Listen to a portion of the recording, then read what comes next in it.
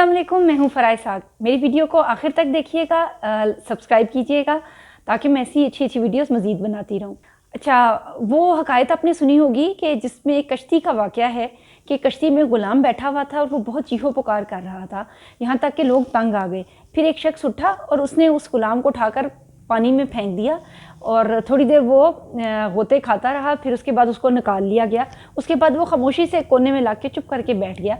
तो उससे सबक ये मिला कि पहले वो कश्ती की आफ़ियत से वाकिफ़ नहीं था। पानी में गिरने के बाद उसको कश्ती की आफ़ियत का अंदाज़ा हुआ और अब आकर वो खामोश होकर बैठ गया। तो ये जो सारी जो उसने की है, एक तरह से उसकी थेरेपी की है, ये भी मैं आपको एक्सप्लेन करूँगी कि इसको साइकोलॉजी में हम क्या कहते हैं और कहाँ यूज़ होती है। बेसिकली जो फ़ियर है या फ़ोबिया है, ये एक रूटीन का खौफ नहीं है। रूटीन का खौफ तो ये होता है कि हम हर ख़तरे वाली चीज़ को जो हमें नुकसान पहुंचा सकती है, हम उससे थोड़े से मुहतात रहें और हम उस ख़तरे को भांप कर उससे अपने आप को बचा सकते हों।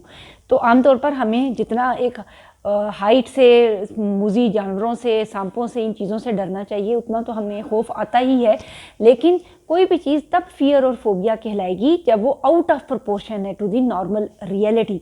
यानी कोई शख्स सांप की सिर्फ पिक्चर देखकर या टीवी में देखकर भी उतना ही ट्रिगर हो जाता है जैसे कि वो रियल लाइफ में निकल आए। इस तरह से ये जो फ़ियर और फ़ोबियाज़ हैं, अगर ये आउट ऑफ प्रोपोर्शन हो जाते हैं और उससे डेली लाइफ रूटीन के हमारे काम डिस्टर्ब होना शुरू हो जाते हैं, तब हमें उसके इलाज की ज़रूरत होगी। जैसे मैंने एक्सप्लेन किया, fear and phobias are irrational fears to the phobic situation। इसमें जो इसकी डिफरेंट कैटेगरीज हैं उसको हम थोड़ा सा अंडरस्टैंड करते हैं। सबसे पहले जो वन टाइप ऑफ फोबिया है वो कहलाता है specific phobia. Specific phobia from a certain specific object or some situation. किसी खास एक चीज़ से खौफ आता है, जैसे सांप का खौफ, पानी का खौफ, किसी भी चीज़ का खौफ। तो उनके आगे से डिफरेंट नेम्स हैं और बड़े अजीब अजीब फोबियाज़ और फियर्स देखने में मिलते हैं। जैसे कई लोग हैं वो बिब्लोफोबिया है, मतलब किताबों का डर, ठीक है। ज़ूओफोबिया होगा, फियर ऑफ एनिमल्स या इंसेक्ट्स का खौफ। इस तरह हर एक इंडिविजुअल पर्सन का दूसरों से डिफरेंट हो सकता है।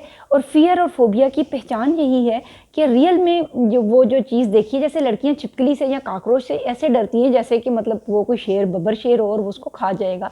तो वो अनरियलिस्टिक होता है। उसमें हमें नज़र आता है कि जितना हमें उससे चीज़ से असल में खौफज़दा होना चाहिए, हम उससे ज़्यादा अपने होशो हवास खो बैठते हैं और हम उसके नतीजे में हमें ट्रीटमेंट की ज़रूरत होती है। अच्छा, जो साइकोलॉजी में फ़ियर और फोबियाज़ की एक्सप्लेनेशंस हैं वो बहुत इंटरेस्टिंग हैं।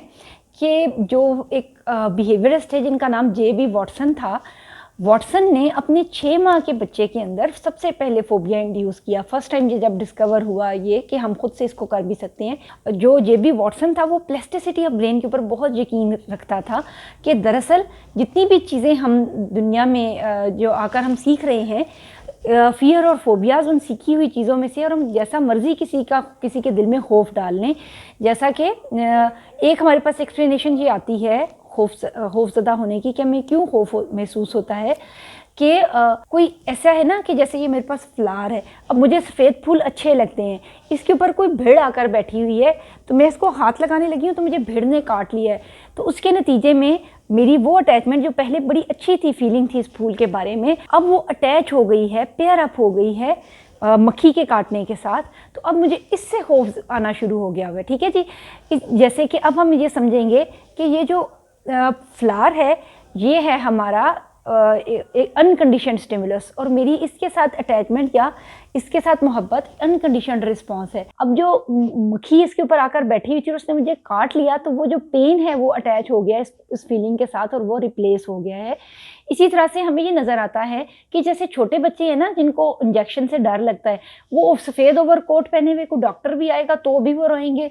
अगर आप उनको अस्पताल के वो बाहर किसी और की इजाज़त के लिए आए तो भी वो चीखना चलाना शुरू कर देंगे।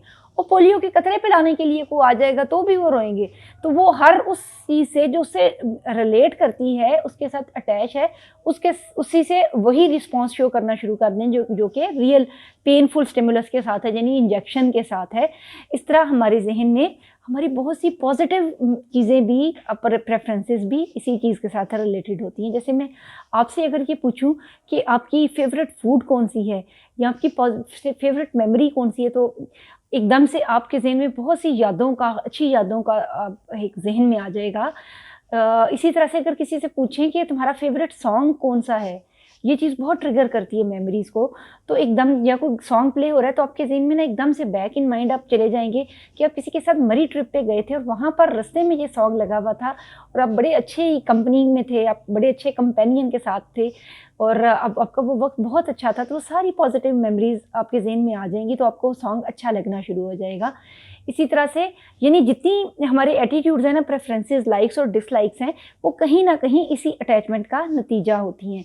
अब ये जो सारी बात है, इसको जेबी वॉटसन ने कैसे यूटिलाइज़ किया, ये मैं थोड़ी-सी आपको एक्सप्लेनेशन देती हूँ। जेबी वॉटसन ने क्या किया कि जो ही बच्चा सफ़ेद रंग के रैबिट के साथ खेलता था, उसके करीब लाकर बर्तन ज़ोर